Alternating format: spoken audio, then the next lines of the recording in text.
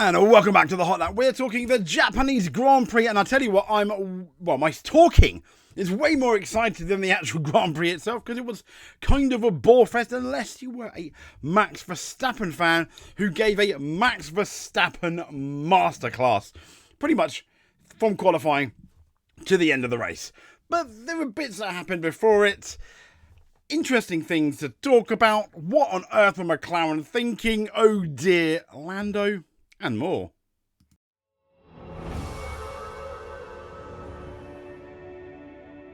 So let's talk about the winner, Super Max Round 3. No one probably would have given him a chance. Come Australia, come China, and then going into the practice session, at least the first two practice sessions in Japan.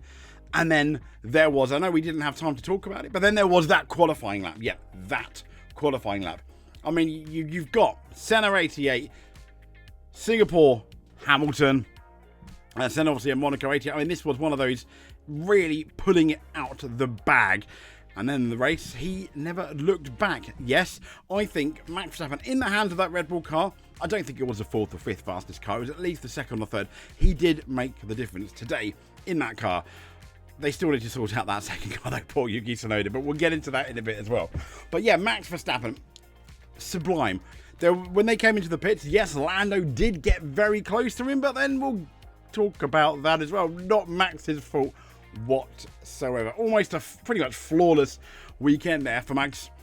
Red Bull, not quite flawless, because what on earth again happened to their second car? And what on earth happened to that pit stop that could have lost Max the race? Because I can't help but feel the McLaren did have the faster car. No one told Max that, though.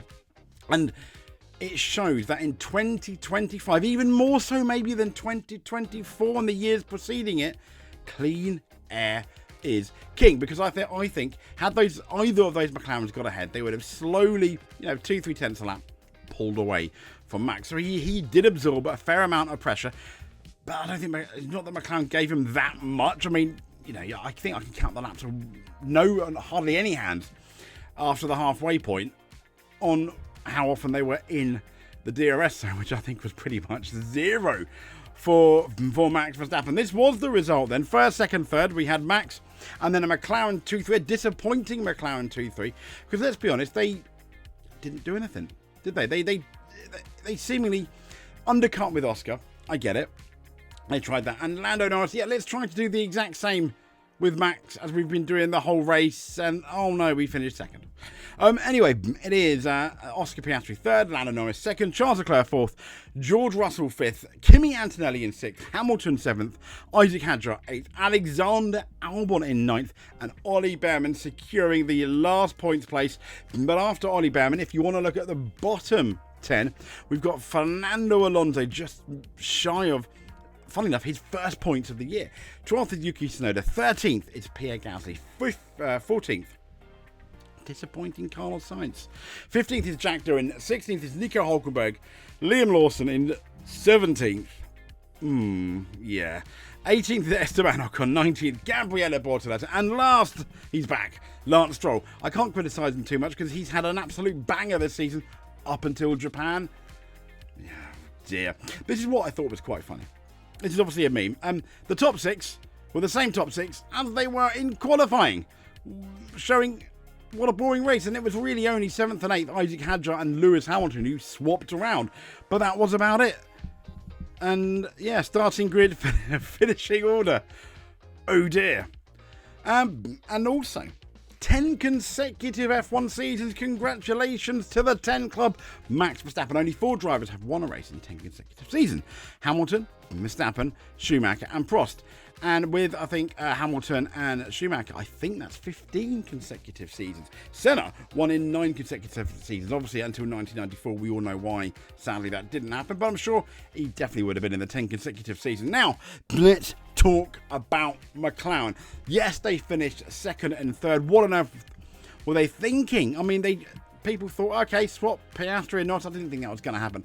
What on earth were they thinking was the pit stop strategy. I understand pitting Piastri early. The undercut wasn't particularly strong here. as we say, clean air is king. So surely they had to give Lando Norris a chance in clean air. They decided not to. They followed Max Verstappen in, and it was absolutely, oh dear. Yeah, and we're going to get into that pit exit where Lando Norris was pushed, apparently, on the grass by Max Verstappen. We got to take Max Verstappen's side there. He absolutely wasn't, and then Max completely clanged him out with with a fantastic quote, which we'll get into. And this is what I thought was interesting. Suzuka 24, they pit Lando the same exact lap as Leclerc on the same tyres. Till the end, no change. Suzuka 25, they pit Lando the exact same lap as Verstappen on the same tyres. Till the end. Insanity, doing the same thing over and over again and expecting different results. Yeah, I mean, that really sums up McLaren's woeful strategy. We're not going to take any risk. We're just happy with second and third. Oh dear. Now, this was the incident where Lando Norris was pushed by Max Verstappen. He wasn't pushed by Max Verstappen. Max Verstappen, as you can see here, here's the thin line. Max cannot go any more to the left as we're looking at it because he's going to get a penalty. Lando Norris, Max Verstappen is clearly ahead. Why didn't Lando Norris just sit behind him thinking, I've got one lap here to stay as close as I can? Yes, there is dirty air, as close as you can to try and get that DRS. This was Lando Norris definitely losing the race. Yes, McLaren's strategy wasn't particularly good. And Max Verstappen, the savage, he drove himself into the grass. Well, he did. You can see it coming up. He knew it wasn't going. He couldn't avoid it, and he drove himself on the grass. Yeah. Oh dear, Lando. It was just kind of embarrassing, and even in the cool-down room, that's quite an expensive lawnmower. Lando. Indeed it is. Oh, Lando Norris. And this this is what I thought. He pushed me in the grass. This just sums it up, doesn't it? Max Verstappen pushed me in the grass. So, Ferrari, P4 and P7. Leclerc, I think that's the best he was going to get. Really, with the way Max and their two McLarens were. Lewis Hamilton, slightly disappointing, I think, for him, especially after the Chinese Grand Prix weekend, which showed so much promise, particularly in the sprint race. Still a bit of work to do. And Lewis Hamilton's come out and pretty much said that. He's still a bit of work to do. He still feels a bit off. A tenth off or so in qualifying. He's going to get there. He showed how awesome he was in the sprint. Winning in, let's be fair, not the fastest car. Winning that sprint race. So, yeah, and getting the pole for the sprint race. Charles came out and said, the work we did on Friday in terms of setup adjustment and the learnings we take into the next races have paid off. He said, we made good progress, but we have to keep our heads down and keep working before we come to any conclusions.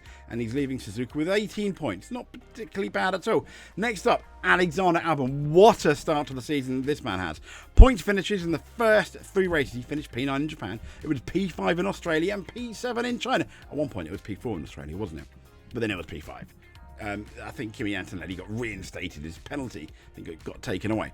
But what a season. What a few races that Williams have had. Absolutely bang, tidy, chef's kiss to the Williams team. Let's not talk about this is Carlos Sainz. He's kind of been disappointing. Yes, I know he needs to get ahead.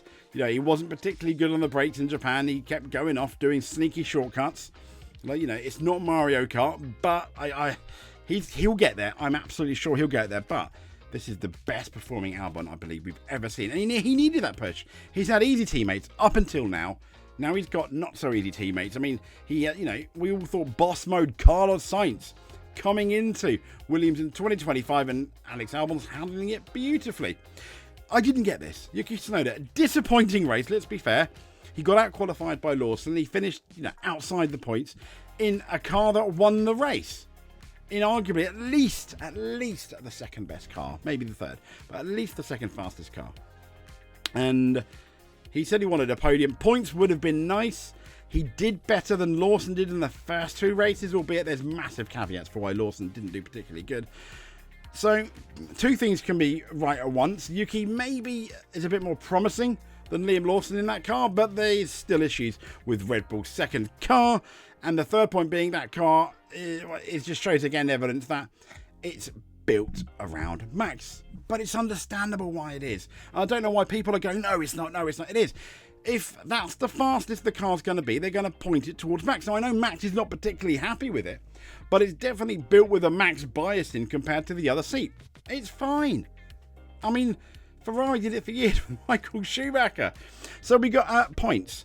Isaac Hadjar in the points. Round 3, Japan. His first points, absolutely well done. Isaac Hadjar, I've got to remind myself where he finished. That's kind of embarrassing, isn't it? Yeah, he finished 8th. So Isaac Hadjar finishing 8th. Absolutely fantastic. Well done, Isaac. Qualifying as well. Everyone but Max Verstappen in terms of the Red Bull Racing team. Yuki Tsunoda and Liam Lawson. This guy is getting quite good, isn't he? After the tears of Australia, we now have the elation of his first points in Japan. And speaking of first, with the stint out in front, Kimi's now the youngest driver to lead a Formula 1 race. Kimi Antonelli, he did it by about 4 days, because Max Verstappen, 18 years old, 7 months, 15 days, and then it was Sebastian Vettel, Charles Leclerc, and Sebastian Buemi who led a race. Okay, wow, I didn't know that. And also, I think the fastest lap as well. But well done, Kimi. The boy did good, didn't he? The boy, yes, he qualified where he finished where he qualified, but most people did. But what a really good stint. And at one point, Lewis Hamilton was within DRS range of him, just about, on the arguably faster tyres. Hamilton he wasn't happy with his faster tyres. And Kimi Antonelli took that pressure for a couple of laps and then just slowly strolled away, which must have been a bit heartbreaking for Hamilton, who was on at the time the faster tyres. So let's then look at how this changes the championship standings. We've got McLaren on 111. Yeah, they're dominating. Mercedes in second on 75. Red Bull, because they're a one-team car at the moment, on 61. Yeah, I mean, that is all Max Verstappen. On all those 61 points is Max Verstappen, keeping them in the hunt in any form in that championship. Ferrari fourth on 35. Then we've got Williams on 19 points, 5th. Haas on 6th on 15 points. Aston Martin 7th on 10 points. That is all Lance Stroll. Don't forget about that. Racing Bulls with 7 points, but they're 8th. And Kicksabot on 6 points. And Alpine, when we all said they had potentially the 5th fastest car or the 6th fastest car, no points. Nil points. Yeah, not particularly great. So when you look at, the driver standings, so they're separated now just by 1 point. And who's that? That is Lando Norris and Max Verstappen on 62 and 61 points, respectively. Oscar Piastri on 49. George Russell in 4th on 45. It's Kimi Antonelli in 5th on 30. Then it's Charles Leclerc in 6th on 20. Albon in 7th on 18. Lewis Hamilton on 15 points, 8. So behind the McLaren and Mercedes drivers, behind Leclerc, and behind Alexander Albon.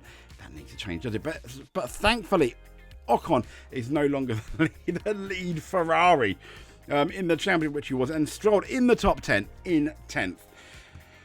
Deep breath. I mean, that was, let's be fair, that was quite a boring race, really, wasn't it?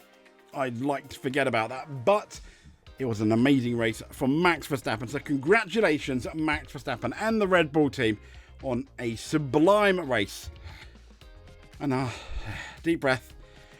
If you are not subscribed, please give us a subscribe. That would make us smile. Failing that, if you're already subscribed, hit that like button. Comment below, let us know. But if you don't want to do anything of that, don't worry, because you just watching this is just enough for us, especially if you made it to the end. But until then, thank you for watching. We will speak to you soon, and above all else, stay safe.